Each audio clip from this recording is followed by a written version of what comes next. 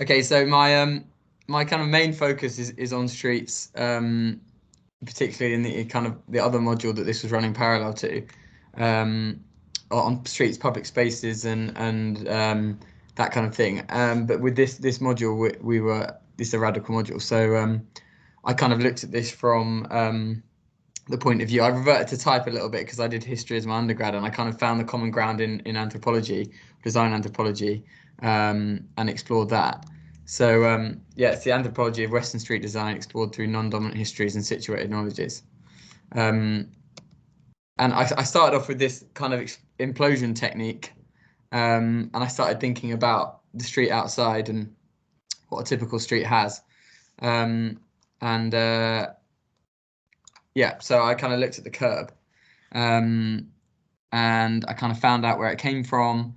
Obviously, it's a variant of the word curb, like curb your enthusiasm, or something like that.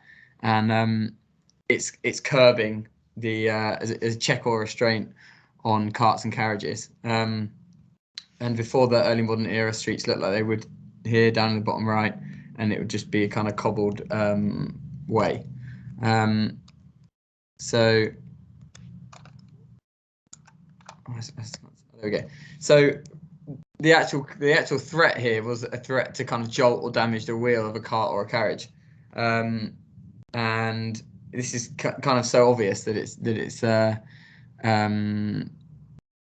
not something that's like verbalized, but you know that's what it's for. It's essentially to curb the vehicle, but it also then becomes a curb because you're curbing pedestrians, you're curbing, kind of literally marginalizing people in that space, because then it becomes a marker of where you won't get hurt if you stay on here. So it's kind of threatening, not in a dramatic way, but in a kind of an implicit way. So then I started to look at kind of looking at something historical that I could draw on, and trying to look at the root of this time, mid 17th century, when this word curb was coined. And I looked at the Great Fire of London, which I kind of studied before, but I looked at the kind of minutiae of that, I guess. And lots of obviously privileged men put forward that there should be a grid structure, and there were other designs. There's like two other designs that were put forward a grid, basically. So it's kind of an early example of like groupthink to the extreme, and this later became prevalent in the United States. So here we kind of see that there's like this colonial theme of kind of wanting to enforce this order and direction, and actually the only reason that this didn't happen is because we or like London couldn't really afford it, and we stayed higgledy-piggledy, and that's why Europe has that kind of protected the higgledy-piggledy space with streets spaces where you have cul-de-sacs or you have plazas, and it's not so kind of based on order and direction. And this is kind of backed up by something Philip Blom said about the idea of growth based on exploitation, and kind of moved on at that time from the medieval sense of things being cyclical and stable.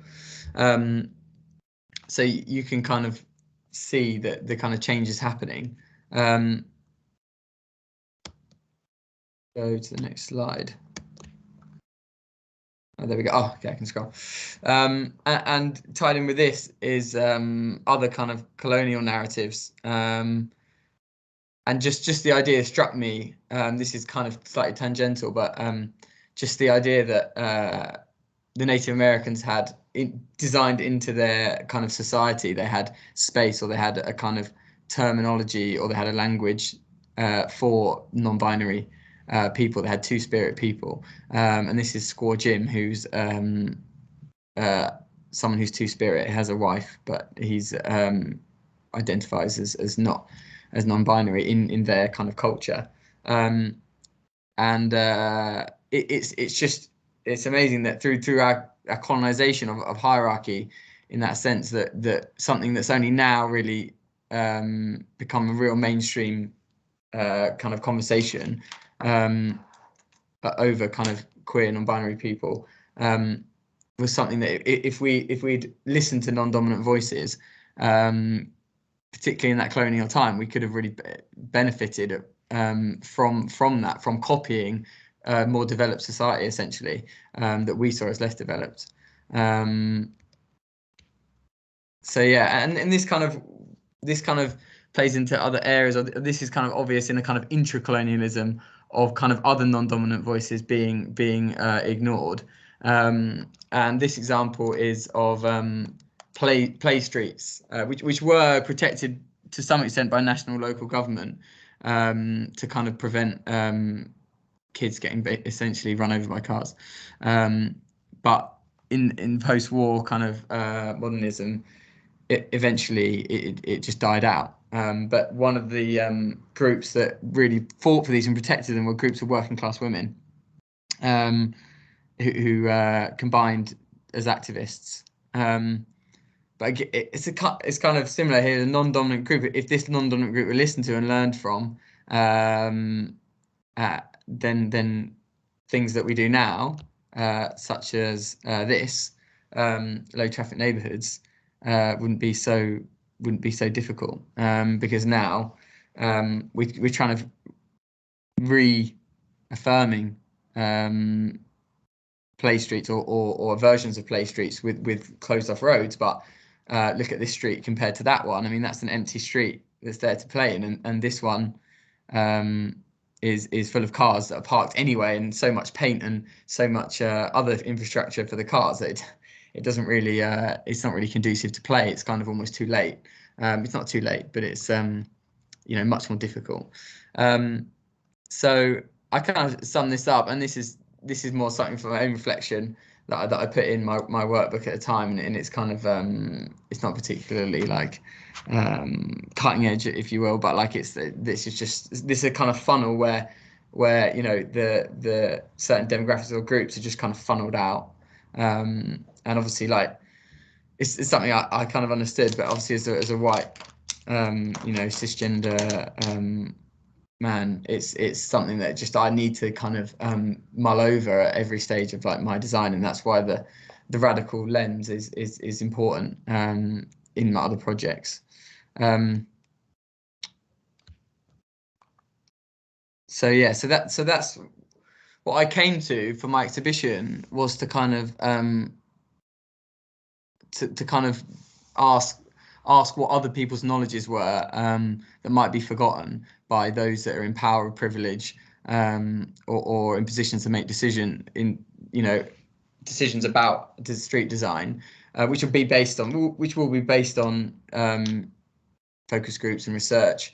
But this is a kind of really open, vulnerable kind of way of tapping into it. So kind of asking people to like really think about their memories and try and not necessarily have so much structure or hypothesis, because then it's going to be biased again towards what I expect or I want to find out. So it had to just be really open and be like, what's roughly your kind of feeling when you were playing in the street, and how do you feel about your street now, and let people kind of express themselves with a kind of little bit of structure. And I think that's what a lot of contemporary design or like meta design or kind of co-creative design is you're trying to make you're trying to organize a mess, but you got to understand that the mess is actually important, and you're not trying to put order into everything like Charles II was.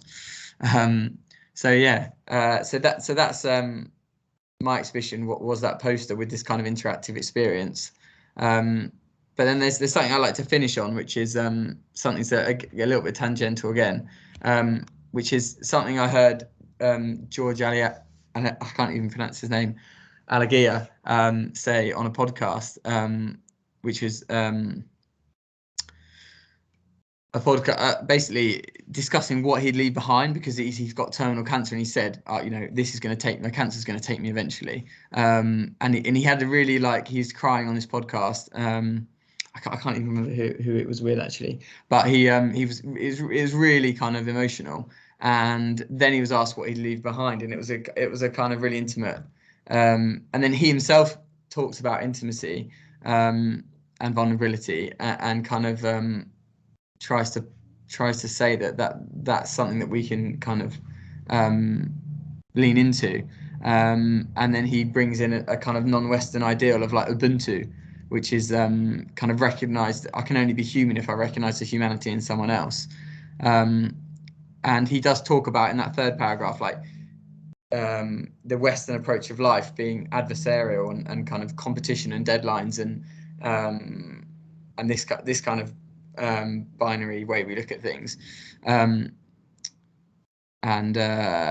Yeah, so he's kind of identified that, and I had to take a lot of bits out because he was kind of so kind of he was mumbling a bit through it because he found it, kind of articulate guy, found it quite hard to kind of express what he was getting at, and that's why I feel like it's pertinent, because it's kind of what he's talking about is this kind of this Western orderliness, instrumentalism. It's been talked about a lot, but for kind of mainstream discourse, it's not really something that we kind of discuss. So that really struck me. So I just thought I'd finish on that.